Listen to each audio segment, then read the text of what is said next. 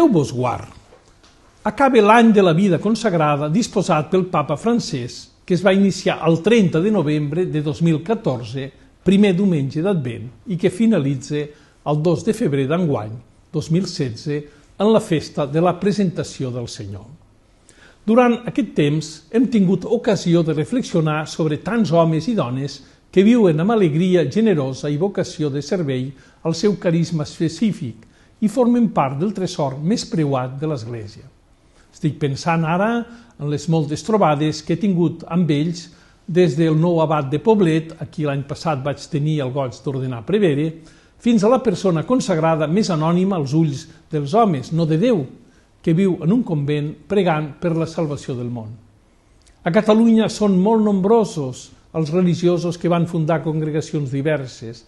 Són abundants les petjades de sants per tota la nostra geografia i són múltiples els àmbits que depenen de religiosos: monestirs, santuaris, esglésies, escoles, hospitals, residències per a gent gran, altres per a persones discapacitades o per addictes a les drogues en procés de desintoxicació, locals de beneficència en barris ciutadans, per no parlar dels missioners que fan una tasca impecable en països llunyans.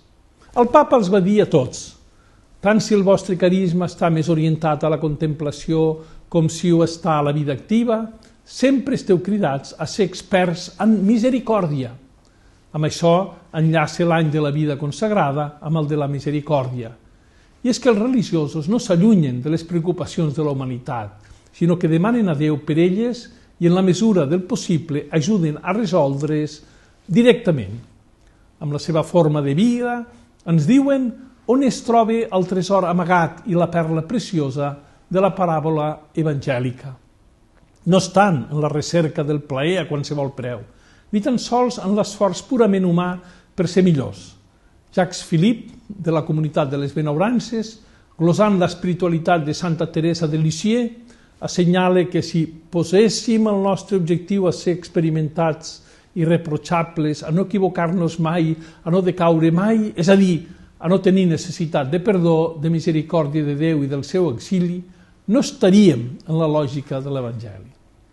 Les dones i els homes de vida consagrada ens diuen que cal posar la confiança en Déu, un missatge necessari per a no deixar-se vèncer per les dificultats i complexitats del món en què vivim.